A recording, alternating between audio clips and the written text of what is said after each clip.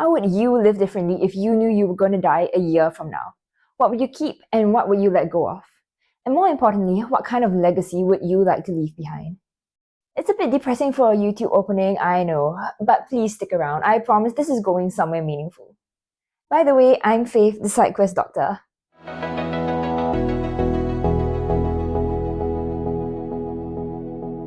Many years ago, when my best friend and I were still in university, she asked me one question that honestly changed my life. How would you live differently if you only had a year left? For the record, she is still my best friend, and that question helped reshape the way I make life decisions, both major and minor daily ones. So it was a question that had a ripple effect on my life, from my career choices in the past 3 years as a locum doctor to helping minimize regrets when my grandfather passed away over a year ago. Anyway, let's rewind so I can give you more context about why I feel so strongly about mortality, leaving a legacy, and treasuring our limited time on Earth. Back in 2002, when I was a house officer working 70-something hours and slogging away in public hospitals, going on call up to 3 times a week, which basically meant that I was stuck working for like 30 hours straight from 6 a.m. to one day to noon the next day without any guaranteed sleep or break times. I asked myself the question daily. I felt stuck between 2 difficult paths. Either I paid a 6-figure sum to break my medical bond, or I paid with my physical and mental health for the next 5 years of that bond. Both options came at a cost. One would cost me money, the other my health and my sanity. One could be earned back, while the other would take an unknown toll on my life and long-term mental health. So when I asked myself which I would regret more if I knew I would die a year from then, straight away I knew that if I compromised my health by continuing to work 70 or 80 hours a week for the rest of my 20s, I would 100% return as a vengeful ghost if I suddenly died from overwork. So yeah, I quit my job in the public healthcare system in 2022 and became a freelance GP ever since, with full freedom over my work schedule and my time. So I recently read this beautiful but heartbreaking piece by Tatiana Schlossberg titled "Battle with My Blood." She is JFK's granddaughter, an environmental journalist, a wife, and the mother of 2 young children. The day she gave birth to her second child in 2024, her unusual blood results revealed that she had acute myeloid leukemia. After attempting bone marrow transplants, chemotherapy, and even a clinical trial of CAR T-cell therapy, her leukemia still didn't go into remission, and her oncologist told her she had 1 year left to live. In her piece, this quote stood out to me. During the last clinical trial, my doctor told me that he could keep me alive for a year maybe. My first thought was that my kids, whose faces live permanently on the inside of my eyelids, wouldn't remember me.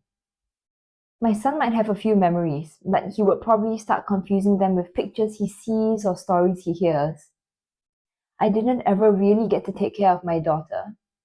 I couldn't change her diaper or give her a bath or feed her, all because of the risk of infection after my transplants. Her article was published in November 2025, and she passed away just a month later on 30th December at the age of 35. I mean, how the heck is that fair?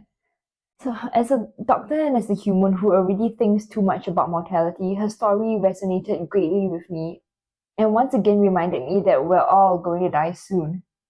Soon could be tomorrow or 5 decades later, but either way, we will only ever just a speck in the universe. Thinking about mortality isn't just a late-night intrusive thought for me. Honestly, it shaped my practice as a doctor too. As an anxious person myself, I understand my patients' feelings a little too well. So when someone comes in with the usual day-to-day stuff like chest tightness that's probably stress, headaches from too much screen time, a weird mole that they only just noticed on their back, a sudden spike in their blood pressure, or the faintest muscle twinge that they swear wasn't there yesterday, my spider senses pick up on their underlying anxiety.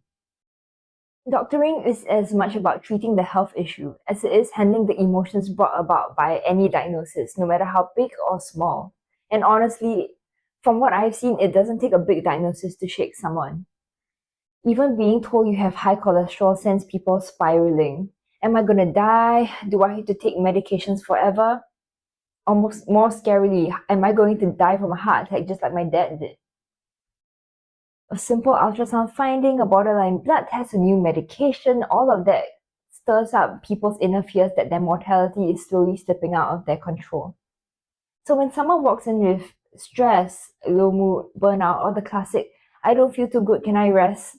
I don't gaslight them like those boomer doctors who say mental health is a lie, mental health doesn't exist, or tell them to suck it up and be resilient. I mean, as a mental health advocate, I give them a mental health MC without making them feel guilty, because most of the time, what overworked adults or stressed students need is just time. Time with their families, time to sleep, and time to live life before we all inevitably die.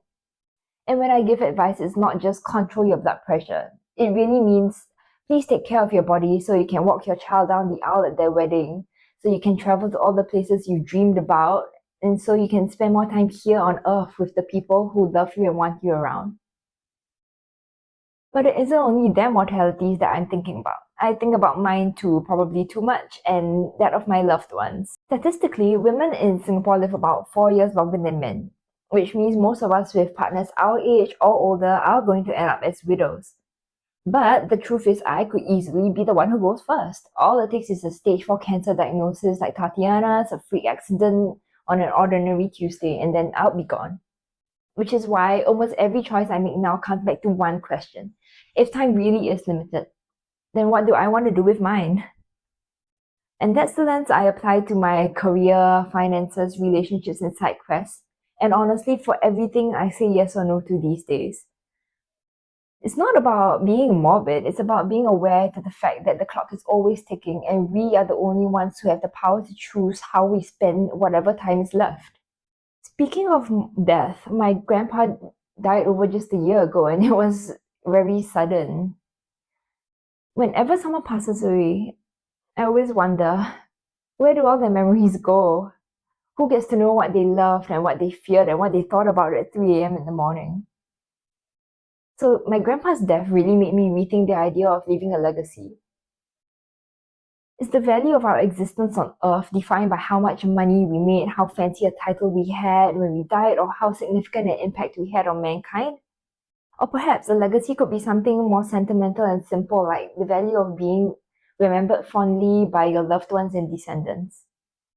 So now that I'm 28, going on 29, I feel like I've entered my I don't give a heck era where I have given myself permission to build my version of a legacy.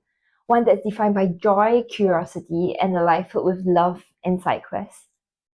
So when I was younger, I actually wanted to be a filmmaker or journalist, but this is Singapore, the land of pragmatism, so I knew an unstable income and career would come with a lot of stress.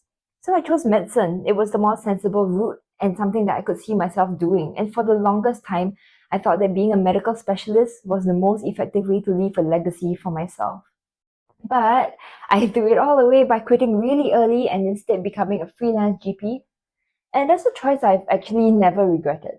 I love chatting with my patients in the clinic while helping them in small ways. Plus, the financial stability gives me the freedom to return to the dreams that I left behind. My blog, Chasing Faith and Love, has been my creative outlet for nearly 10 years, and now YouTube is going to be my new way of dabbling in budget videography, except with fewer lights and more awkward jump cuts, like this. Yeah, so somewhere along the way, this idea of a digital legacy started to take shape. If I were to die earlier than expected, like Tatiana, at least my loved ones will have something to remember me by. My voice, my thoughts, or the way I move through the world. And maybe they could use these videos to generate an uncanny AI version of me that lives on an iPad like something out of Black Mirror, but I hope not. Either way, it's something, I guess. So in Tatiana Schlossberg's article, she wrote, maybe my brain is replaying my life now because I have a terminal diagnosis, and all these memories will be lost. Maybe it's because I don't have much time to make new ones, and some part of me is sifting through the sands. Her words made me realize how fragile memory is and how easily a person's inner world can be snuffed out just like that. So if you've met me in real life, you'd often see me behind the camera. I love taking photos and videos of loved ones and capturing precious memories so they can live on beyond just my memories and stay on in my camera roll forever. So that means I don't actually take that many photos of myself, and being a faceless blogger means people will only remember what I wrote. Not my voice, not my micro expressions, not my personality, and not me in 3D like this. So I thought if I were to die in a year's time, I don't want to be remembered in other people's stories about me or just my blog. I want to be remembered in my own words too, like this. So hopefully I'll be able to rewatch this someday when I'm an old lady and see who I was, what I thought, how I looked, and what I cared about at 28. And if future me is watching this, congrats on not dying yet, you old hag. I'm doing this for my future kids and grandkids. And honestly, as long as YouTube exists, someone will be able to stumble upon this video, my blog, find my little corner of the internet, and remember that I existed. And more importantly, all of this has made me want to leave a legacy of good. Not necessarily something big or world changing, just a net positive impact on my small community and my loved ones, no matter how big or small. So, I want to end this video with a question for you. How would you live life differently if you knew you only had a year left to live? And more importantly, what's stopping you from making that change now? Thanks for listening, and I'll see you in the next vid. Bye.